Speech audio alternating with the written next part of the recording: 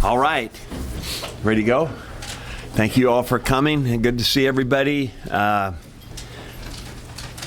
Sort of a new start. You know, this is kind of as we get going on Saturday with practice. It'll be in a way the opening day for the 2017 Huskers. It's kind of a really exciting time for everybody. We've obviously been working prior to this through the off-season program, and I think everything there has gone well.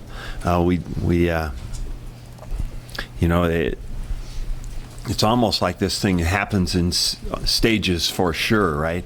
This first session of the off-season program is ultimately for the season, but it's really also getting ready for spring ball. And then, when you're done with spring ball, then you have that next stage that you get ready then really for the season from there. And so we're in that second stage, really important time, as you guys know, for a lot of reasons for this team.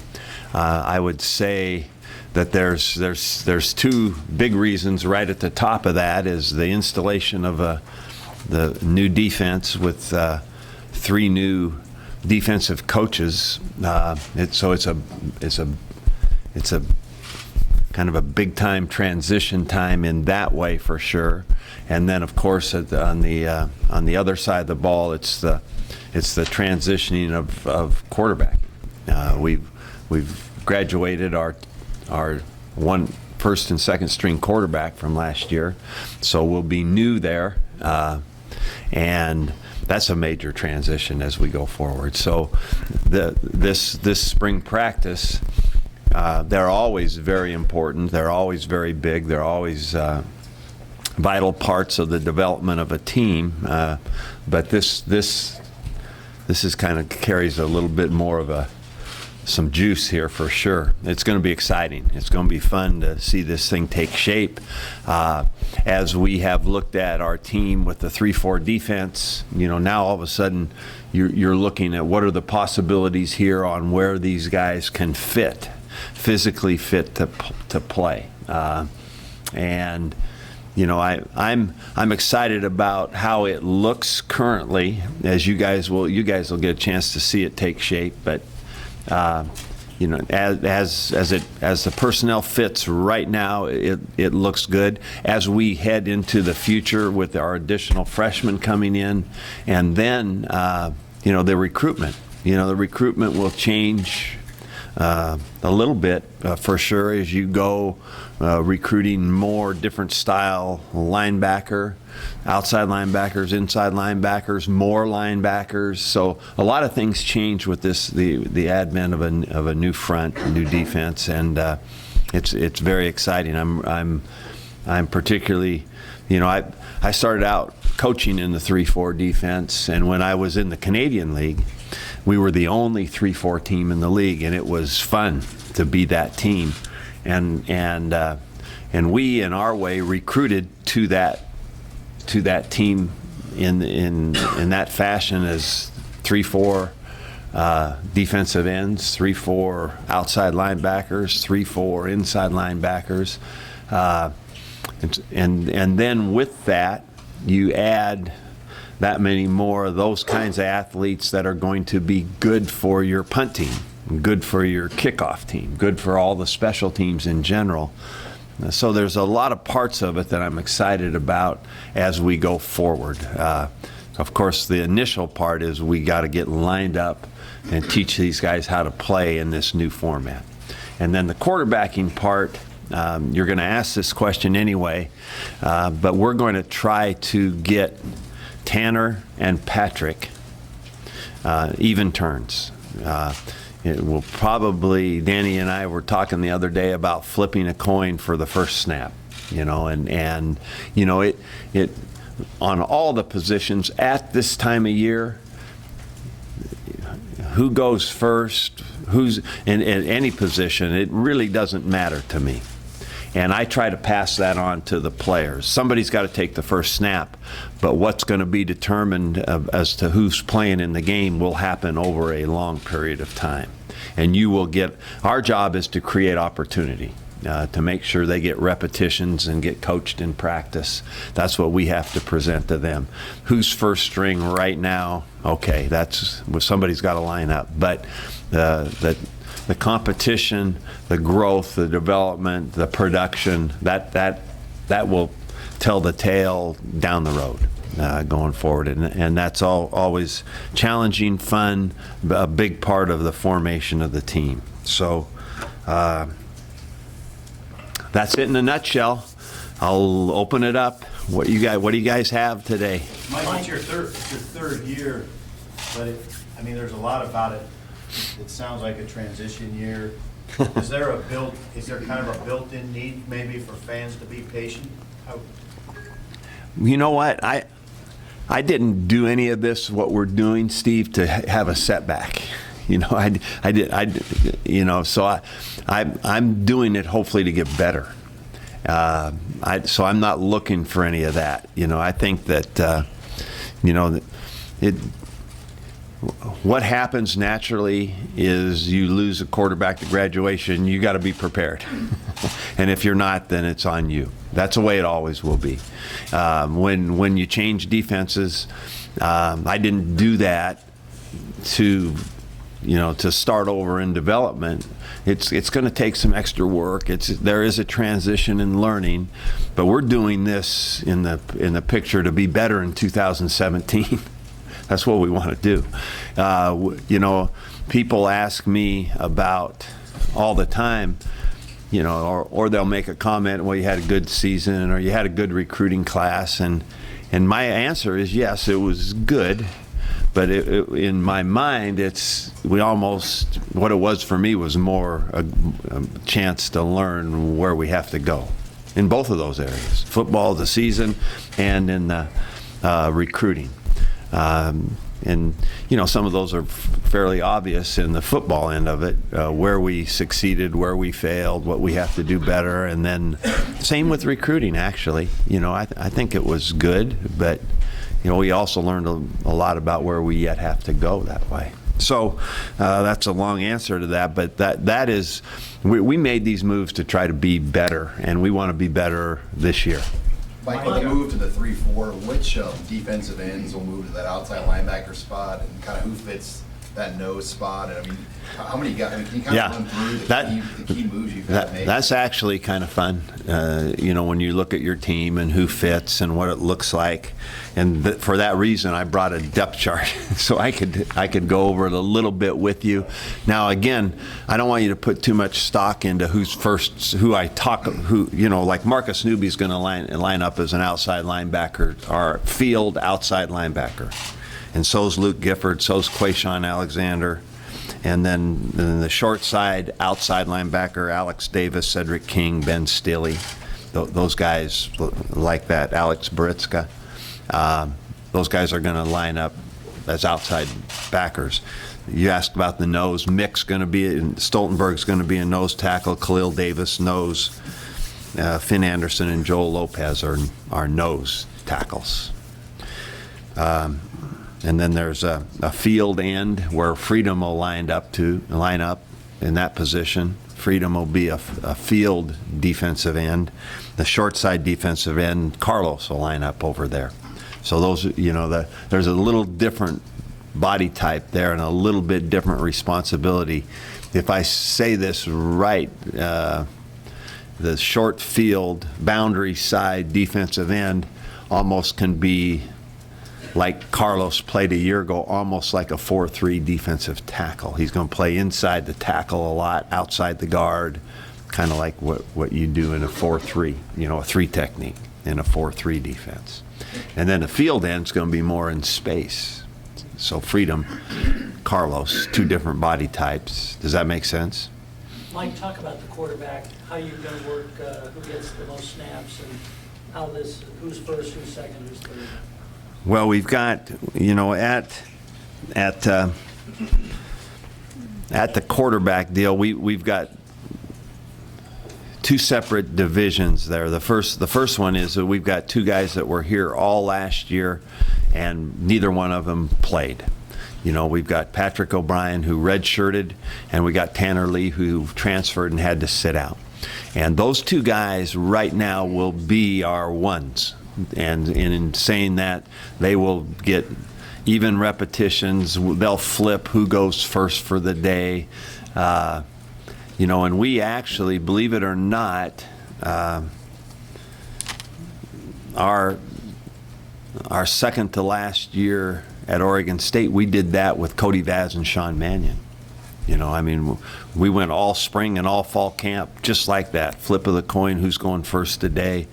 And we tried to provide them even opportunities to grow and compete. And then we want to get the next two guys, Andrew Bunch and Tristan Jebbia. We want to get those guys good turns too. We want to make sure, you know, Tristan came here for a reason early, and that was to get some repetitions and start his development.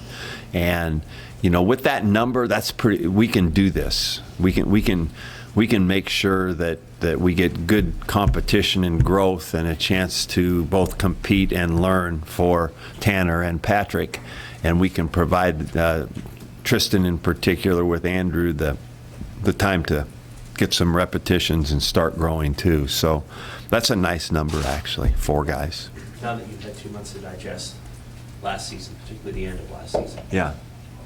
what did you learn about what you didn't like, and what can you do in spring to fix it? Well, I think some of the points there defensively, Sam, will be kind of the things that I'm a broken record on. And one thing is for sure, big plays killed us at the end of the year.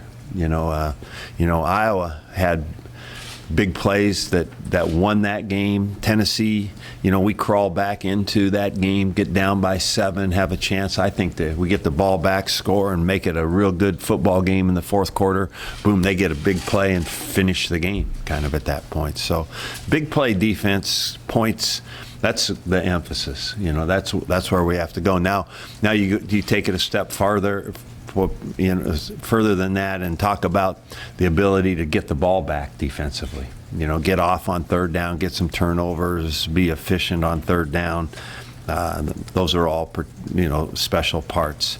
Offensively, you know, we only improved offensively in one very, very important category. The category that we did improve in was great. It was turnovers. You know, and maybe that was the main difference in our record.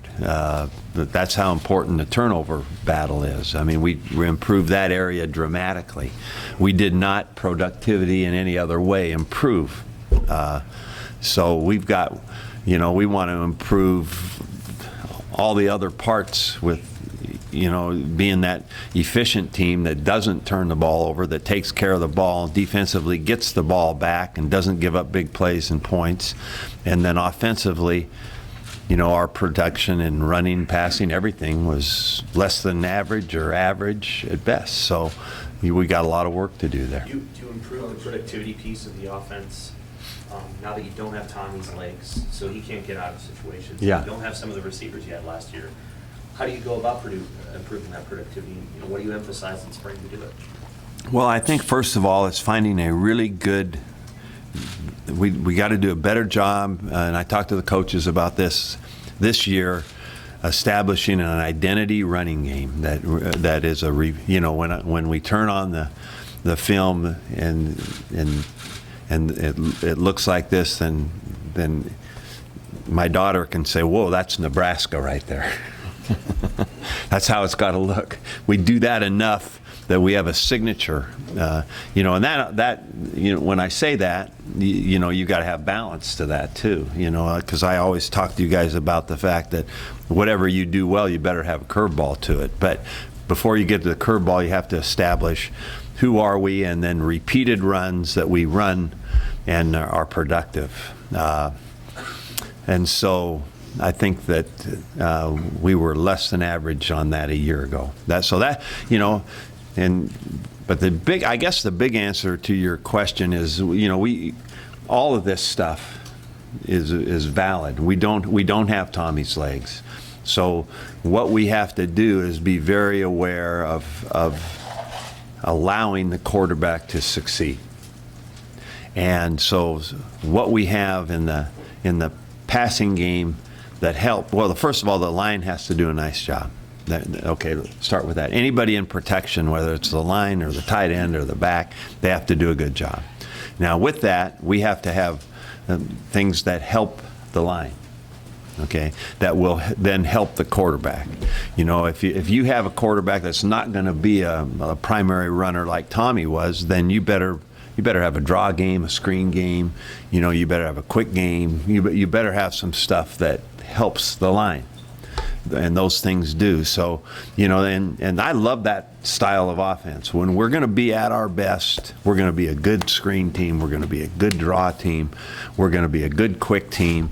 And then we'll call in the protection, and we run the ball with some signature runs, and we play action pass, and we can take our shots. That's what we'll want it to look like. So, you know, it's but those are very, very, very good questions about losing a quarterback. I mean, we were very, very good. One stat we had that looks great is that we didn't have many sacks against us last year. But, you know, that and we'll all give our line credit for that. But we all know that Tommy bailed us out of a lot of stuff.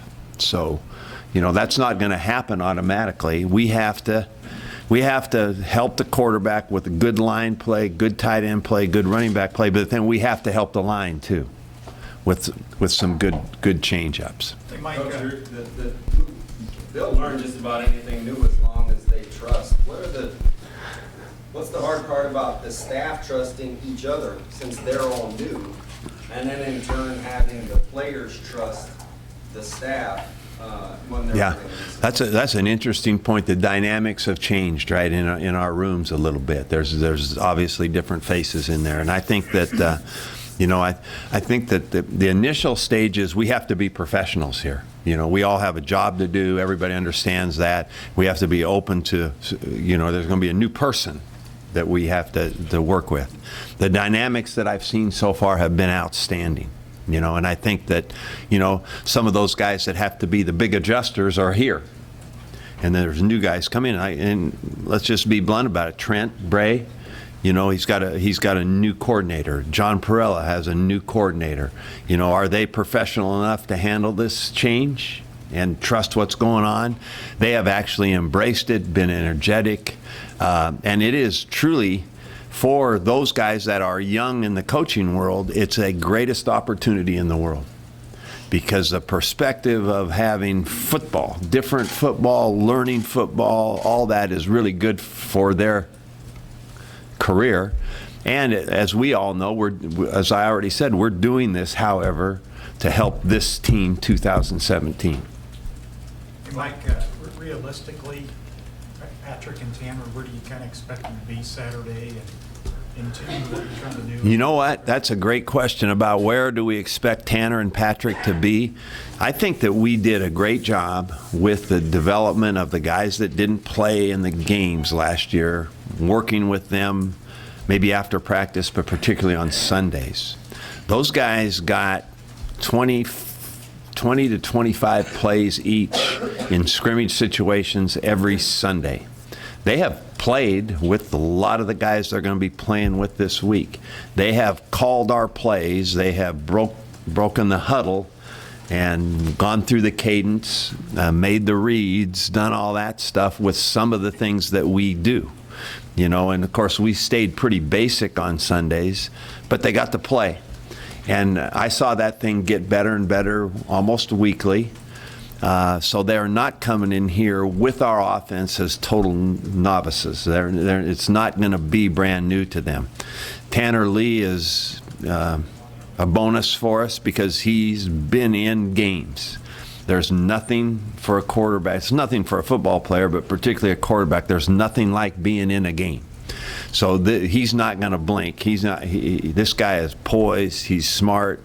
I'm excited about him. Patrick is a young talent. Patrick was many times equally productive to Tanner in those Sunday scrimmages. And so I think, you know, that we have two guys that can be productive players that now will take a step up in what we're doing, the inventory and what we do and how you have to play, as we get ready for the season is a lot different than playing on Sunday scrimmages with the young guys. But I think that the chance for them to do that will make them more comfortable starting on Saturday. Hey, Mike, what, you've been able to watch Bob Diaco operate for 6 weeks now. I mean, what kind of stood out about him? And also just what kind of read you think he can have on the personnel without going into seeing him on the field, just having seen him on film and stuff? Brian, I think that my take on Bob is I enjoy a lot being around him. He's got a great enthusiasm for his job,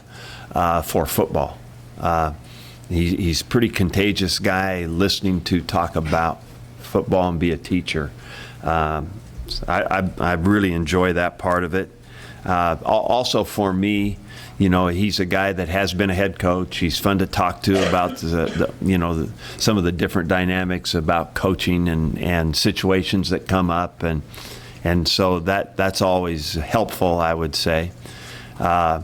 The other bonus that we have now with rule changes as of a few years back is that we can attend the off-season program. We can watch players move. We can direct some drills. And in doing that, he has been able to learn more than just there's that guy walking down the hall or have watching last year's film.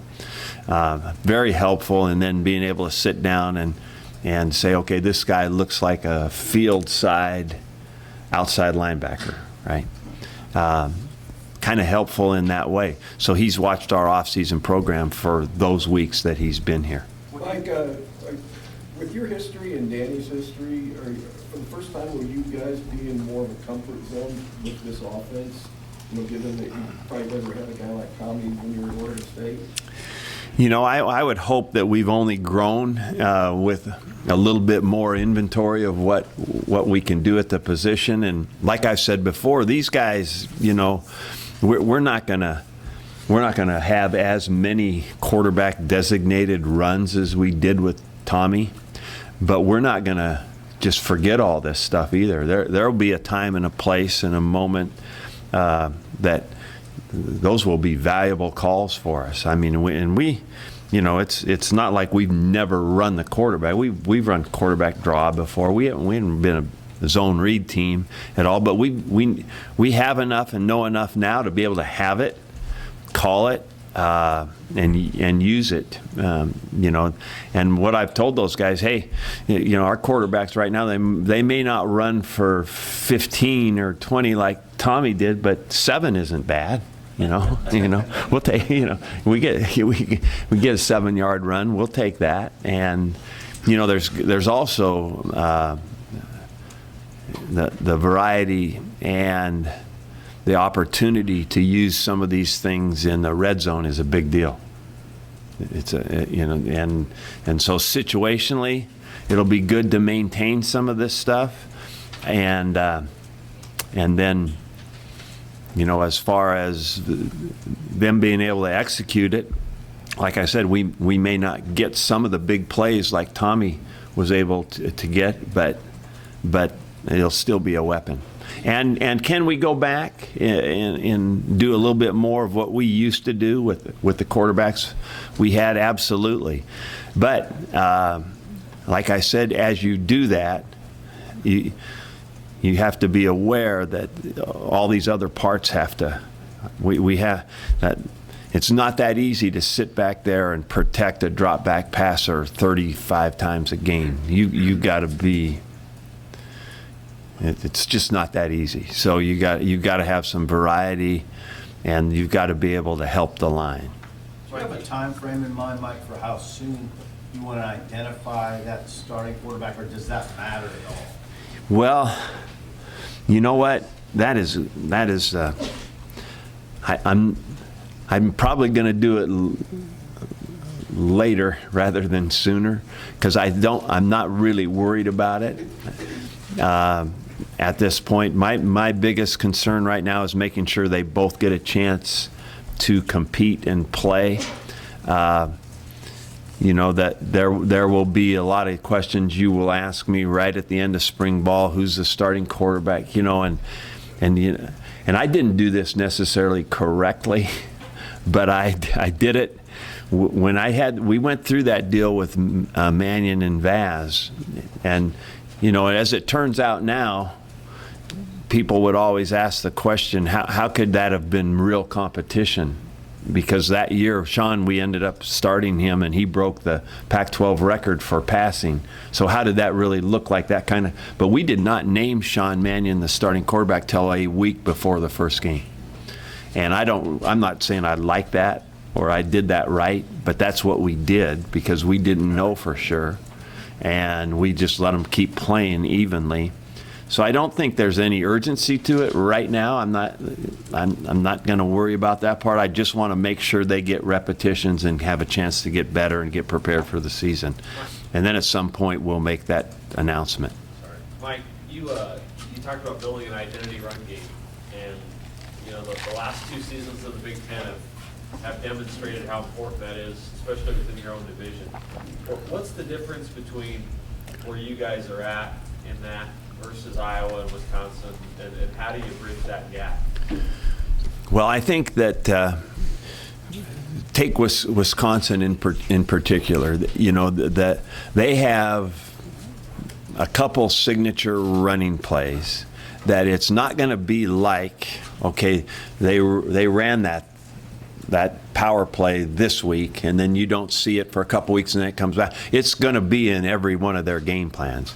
Now they're going to sugarcoat it a little bit with a different formation, a different shift, a different motion. They're in different personnel group, but it's going to be in that game plan, and they're going to run it. Then, for instance, this is how it played out against us, right? They ran the plays early that we know that they're going to run, and we did a pretty good job. We played pretty good defense in that game. And then in the fourth quarter, they ran that same play, but then they just got the edge in the blocking. So they never give up on the play, and there it is, and it keeps coming, and then pretty soon you're just a little bit out of position, or you don't meet the block exactly the right way, and there it goes. Because they know what they're doing on it. They know exactly what they're doing. So they've got that. And that's what I'm saying. That's where I'd like us to do better. And we've got that deal. And then you got to have a counter to it. I understand all that. But we just have to do better at establishing who we are doing it. Everybody gets comfortable with it. And we're gonna force our will on you running this play. It's not gonna disappear. So you think it's as much mentality as it is personnel? I think it can be mentality, but it's execution too. You got to go, because you can't just do it without being really, really familiar with all the adjustments that you're going to have to make. And this is a little different front, and all of a sudden they're blitzing this guy. So there's stuff to it. It's not that easy. Let's just keep running this play. You got to know how to do it against different things, and it's got to be good. Because you really don't want to run bad plays into the wrong defense all the time. You've got to be able to adjust it and play it. So it is a mentality, and you've got to have a belief in this is what we want to make good. But you got to execute it and coach it hard to handle all the deals, and then be ready to protect it. Do you have a health update on your team this spring? Yeah, a little bit. Colin Miller hurt his toe yesterday, and I'm worried about it. I don't know if he'll be able to participate in spring ball, and he was looking really good. We had him placed as believe it or not, he was playing as an inside linebacker, and looked real good. So I think that he's questionable for spring. What's that? I just said 2 or 3 more questions. Okay, Ty Ferguson has had a scope and will be probably limited for most of spring practice. And Eli Sullivan, had the knee earlier on, he's rehabbing real well, probably won't participate in spring. Let me see if I missed anybody. Connor Ketter has had a back issue. Right now, I would say he's questionable for sure starting out. Where he is, I don't have any final word on yet how long that'll be for him. I'm just hoping he can get healthy by the season for sure, because it's a back thing. Mike, talk about the receivers. You lost a lot of experience there. How does that look right there with the depth? The fact about the receivers is we have lost good players, experienced players, and I feel good about this group. I'm excited about this group. I think that when you look at it, if I can take a glance at it, and I'm really glad we have Stanley Morgan, who's played and is a tough competitor and a playmaker. I'm excited for another step up for DeMornay. I think that's a big time for him. Then, you know, when those are the main guys that have kind of played in the games. So after that, Brian Reimers is exciting to me, and he's got to get ready to go and step up. Young guy, J.D. Spielman, I'm really excited about. He's never played in a game. He's looked real good as a freshman, redshirting. So his development is huge for us. Keon Williams hadn't played in a game for us. He's got some experience playing. He's got to step up into the picture and make plays. Gabe Ron has played a little bit, you know, and where he fits and how he steps up will be big. So it'll be interesting. We've got a couple guys that provide us some stability that we know pretty well what we're going to get there with Stanley and DeMornay. And after that, it's going to be, let's see who surfaces. Coach, a lot of people talk about the uptick in recruiting. When's, maybe fair isn't the word, when's an accurate time for people to talk about development and know that you've had enough time to be measured? Yeah. Like when does that start? Well, I think that that's kind of our job in a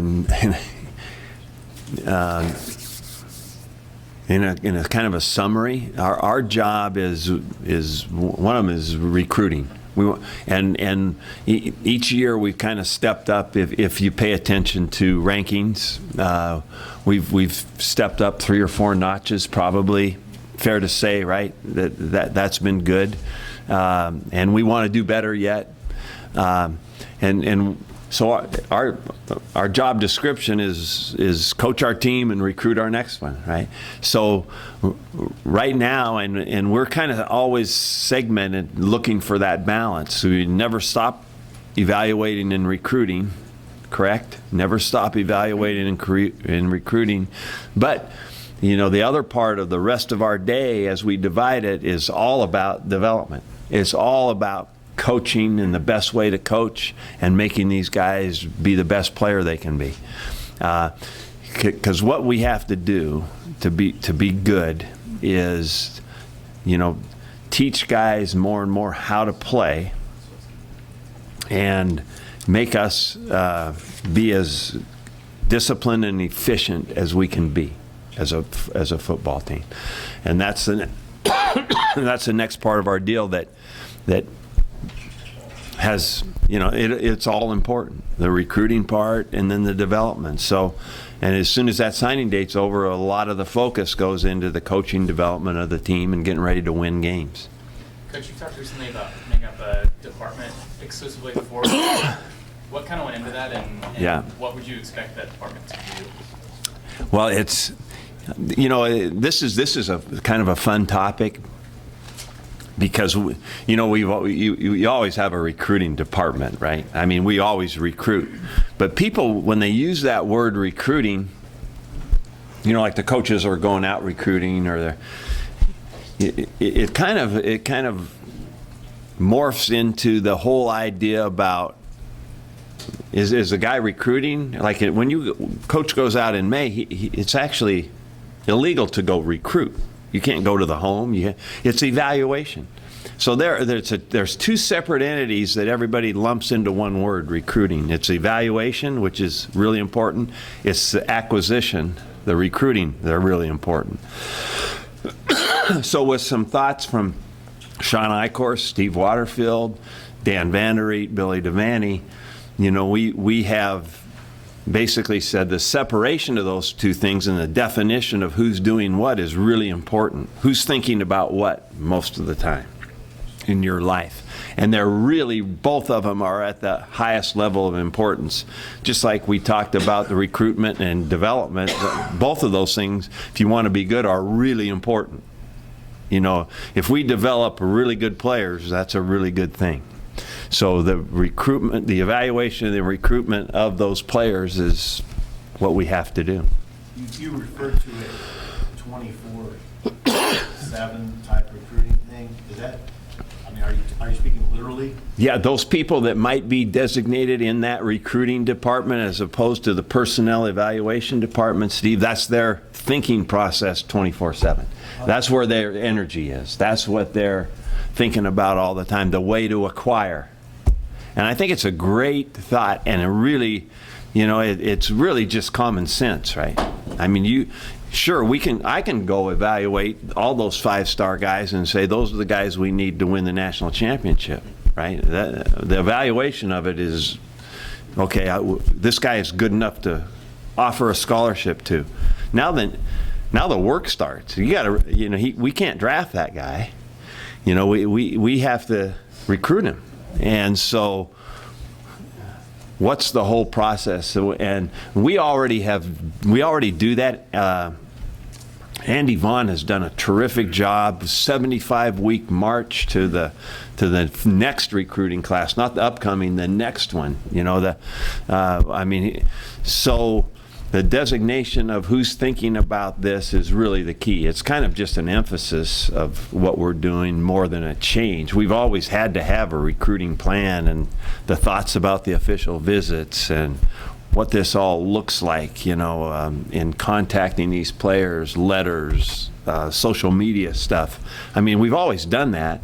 We just want an emphasis of it and somebody that's thinking about it as their career. How many positions would that be, like one? I don't know.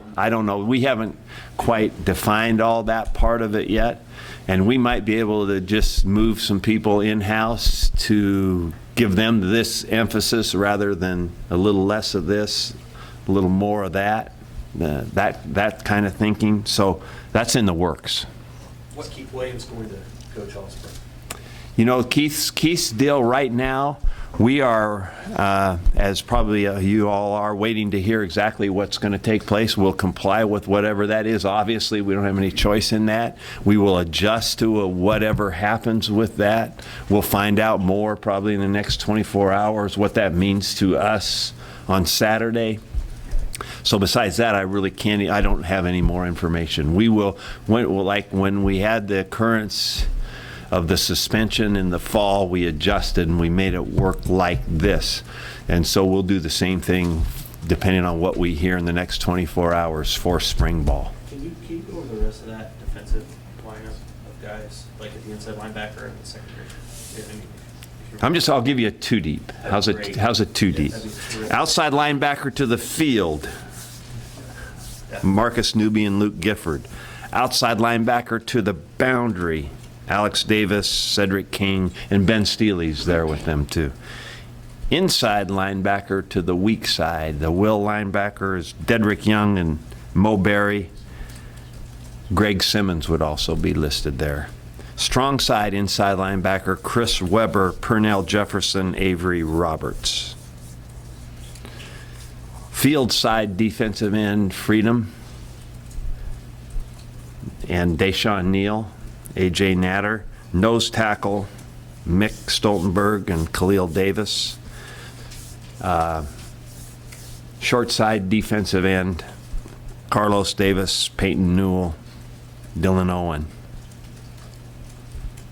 Eric Evans. And then you've the secondary, actually. Lamar and Joshua, are they competing versus? Yeah, you know what, the field corner is Chris Jones and DiCaprio Boodle. The boundary corner, Josh Kalu and Lamar Jackson, and Bose over there. The field free safety is Aaron Williams, Kyron Williams, Tony Butler, and the boundary safety is Antonio Reed, Jojo Doman, Markel Dismuke. Do you think Kalu and Jackson they're neck and neck based on what you saw in the bowl game? You know, that I think that what will happen here as we let these guys play is that there will be it will be somewhat fluid as to what looks like in the fall. You know, I think those two guys in particular are very capable of. We might need to have both of those guys on the football field. So how we adjust to that, we're just going to let them play at these positions right now. One thing is for sure, you cannot have too many corners because there's all sorts of football because we'll still play nickel, we'll still play some dime. You know, we'll need these guys to develop and grow and be ready to play. And so the development on the other side of Boodle, who I'm real excited about, with Chris growing, this could be a good picture, but it is kind of thin. That's it.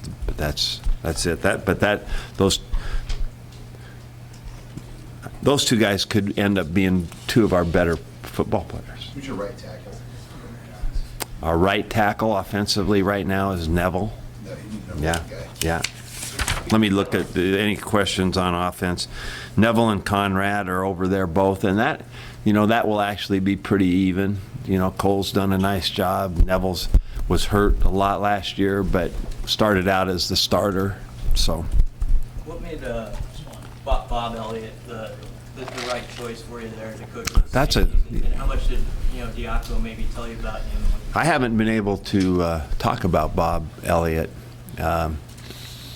I think that one of the things that two things entered into Bob Elliott getting hired. One of them was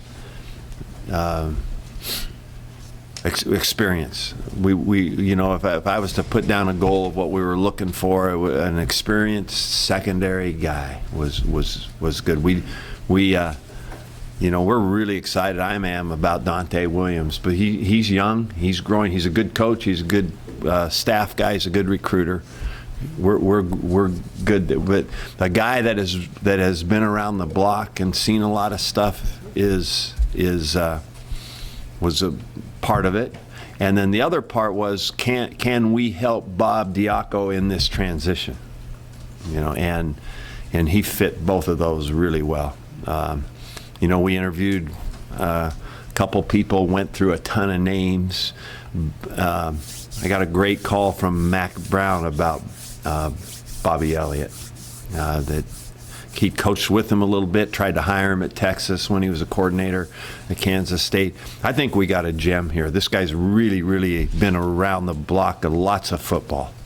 Seen it all. Love that, and he's a terrific guy. I think he'll be great with our players. His demeanor, his character, his class, it'll fit Nebraska really, really well. This is a good get. Gracias. We'll start players here with Mick Stoltenberg. Mick's got a